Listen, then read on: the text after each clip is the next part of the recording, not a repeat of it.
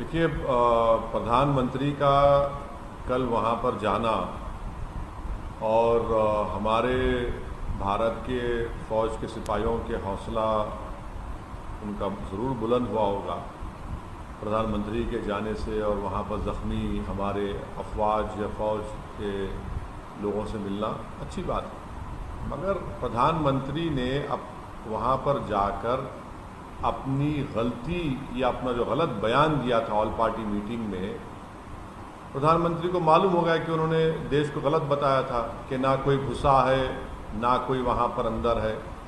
अगर ना कोई घुसा है ना कोई घुसा हुआ है ना किसी हमारे पोस्ट पर कब्जा हुआ है, तो फिर हमारे देश के प्रधानमंत्री को कल क्यों जाना पड़ा वहाँ पर?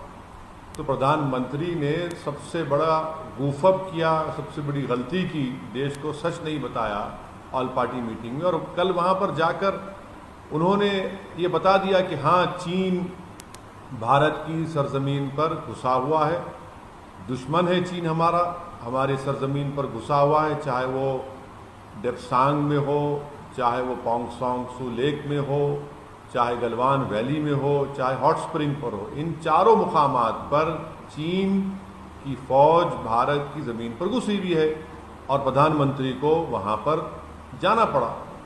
दूसरी बात यह है कि प्रधानमंत्री ने अपनी स्पीच में एक बात कही कि हम वो लोग हैं, उन्होंने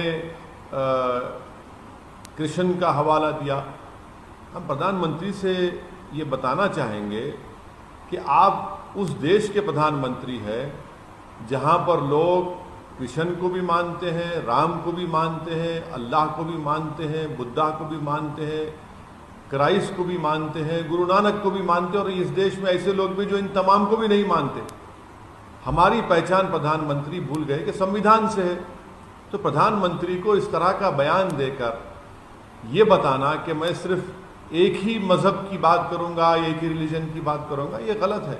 और ख़ास तौर से ऐसे मुकाम पर जाकर प्रधानमंत्री को कम से कम इस बात का लिहाज रखना चाहिए था, क्योंकि ये जो भारत की खूबसूरती है ये ना चीन में है ना किसी दुनिया के किसी देश में है, और ये सब चीज़ सबको जलती है कि भारत में इस तरह की खूबसूरती है।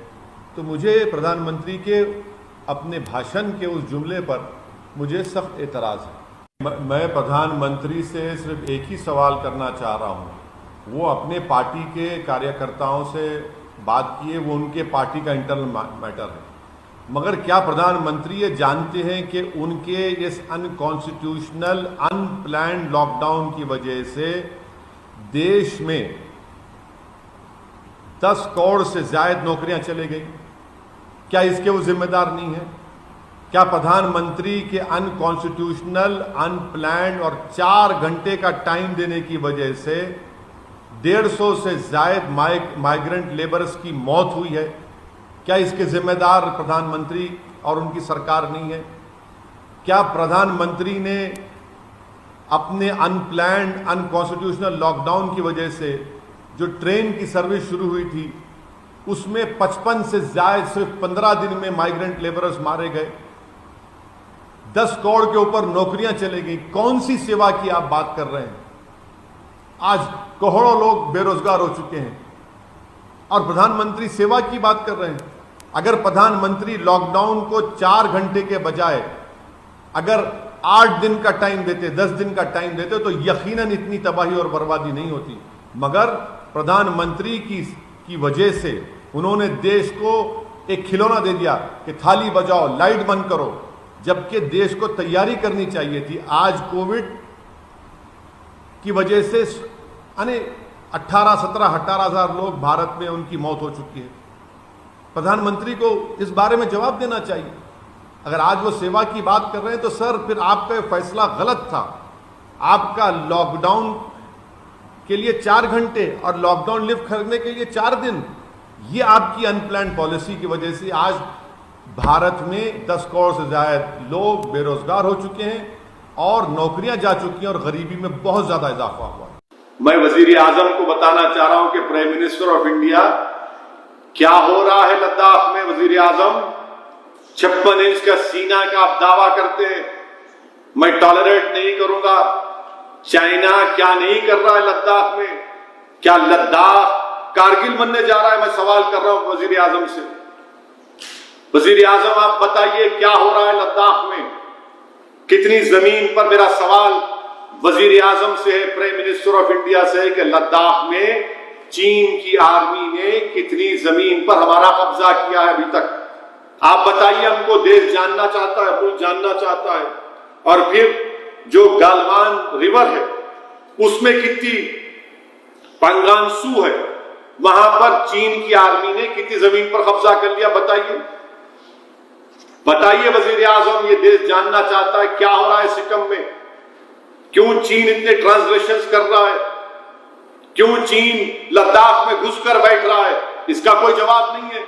ये टीवी चैनल जो 6 बजे 8 बजे 9 बजे जो बैठकर अपने बादशाह की चमचागिरी करते हैं, उनकी तारीफ खुशामद करते हैं, तलबे चाटते हैं, अरे कभी तुमने एक प्रोग्राम किया कि चीन क्या कर रहा है?